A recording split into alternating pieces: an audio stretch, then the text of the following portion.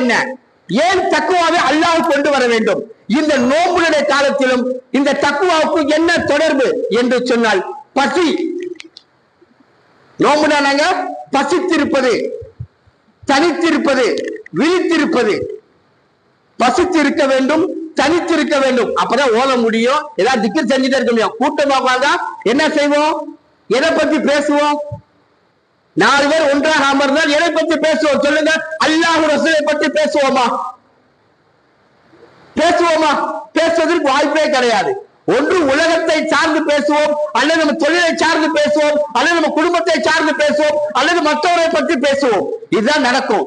தனித்திருக்க வேண்டும். தனித்து நம்ம குரானை ஓதிக்கொண்டே இருக்க வேண்டும், அல்லது நமக்கு தெரிய திக்ருகளை ஓதிக்கொண்டு இருக்க வேண்டும். குரானை ஓத தெரியவில்லை என்று சொன்னால் அந்த குரானை கையில் எடுக்கக்கூடிய வாய்ப்பு அல்லாஹ் நமக்கு தர வேண்டும். எடுத்து கையில் வச்சு அல்லாஹ்ட்ட மன்றாட வேண்டும். அல்லாஹ் இந்த குரானை ஓதுவதற்கு உண்டான வாய்ப்பை கற்றுக் கொடு, அப்படி என்று துஆ கேட்க வேண்டும். அல்லாஹ் நமக்கு அந்த வாய்ப்பை ஏற்படுத்தி தருவான். என்னன்னு சொல்ல, குரான் அப்படியேதான் இருக்கு, பார்த்துக்கிட்டே இருங்க. குரான் அப்படியேதான் இருக்கு. குரானை எடுப்பதற்கு ஆள் இல்லை. அப்ப பசியினுடைய நோக்கத்தை வைத்துதான் தக்வா வரும். ஒரு துர்ரத்து நாசிகன் என்று சொல்லக்கூடிய கிதாபிலே சொல்லப்படுகின்ற வரலாற்று சம்பவம். எப்படி என்று சொன்னால், அல்லாஹ் முதலாக படைக்குகின்றான். எதை படைக்குகின்றான்? மனித உறுப்புகளிலே முதலாக அறிவு இருக்கு, பார்த்தீங்களா? இதை அல்லாஹ் படைக்குகின்றான். அல்லாஹ் படைக்க அன்னல்லாஹ தஆலா லம்மா கலக்கல்லாஹு அக்ல. அல்லாஹ் தஆலா அறிவை படைத்த போது அப்ப சொல்லுகின்ற அந்த அறிவிட்ட சொல்ற, நீ என்னை நோக்கி வா என்று அந்த அறிவை கூப்பிடுகின்றான். அந்த அறிவு என்ன செய்துங்க?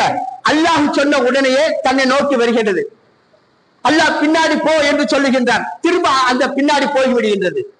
அப்ப அல்லாஹ் அந்த அறிவிடத்தை கேட்கின்றான், மன் அன்த மன் அன, நான் யார் நீ யார் என்று கேட்கின்ற போது அந்த அறிவு சொன்னது, அந்த ரப்புல் ஆலமீன், நீ இந்த உலகத்தை என்னை படைத்த ரப்பு, அன அபுதி, நான் உன்னுடைய அடிமை என்று யார் சொல்றாங்க? அறிவு சொல்லுகின்றது. அல்லாஹ் அடுத்ததாக நப்சை படைக்குகின்றான். எதை படைக்குகின்றான்? நப்சை படைக்குகின்றான்.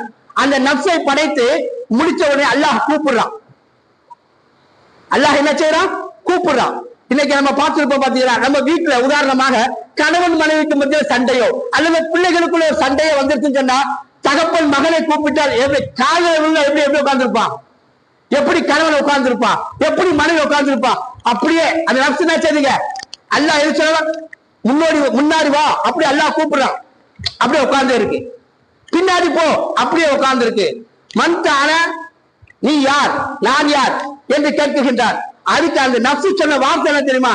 அந்த அந்த அன அன, நான் தான், நீ தான். எப்படி சொல்லுங்க? நான் தான், நீ தான். அப்படின்னு அல்லாஹுக்கு உடனே யோசனை வருகின்றது. அல்லாஹ் என்ன செய்கின்றான்? அந்த நப்சை நரகத்தினுடைய நெருப்பிலே போல சொல்லுகின்றார். ஏறக்குறைய 100 ஆண்டு காலம் நரக வேதனையிலே நப்சை பொசுக்கப்படுகின்றது. என்ன செய்யறாங்க? திரும்ப கூப்பிட்டு வர்றாங்க. கூப்பிட்டு சொன்னிய, இப்பயாவது சொல்லு, நீ யாரு நான் யாரு? அப்ப அந்த நப்சு சொல்லுது, அன அன அந்த அந்த, நான் தான், நீ தான். நரக நெருப்புல போட்டு பொசுக்கப்பட்ட பொறிக்கப்பட்ட அந்த நப்சு என்ன சொல்லுவீங்க? நீ தான், நான் தான், வேற எதுவுமே பேசல. அப்ப அல்லாஹ் சொல்லுகின்றான், பசி என்ற நோய் அந்த நரகத்திலே போடுங்கள். 100 ஆண்டு காலம் போட்டா. எத்தனை ஆண்டு காலம்? 100 ஆண்டு காலம் போட்டு அதுக்கு பின்னாடி கூப்பிட்டு வர்றான். இப்ப சொல்லு, நீ யாரு நான் யாரு?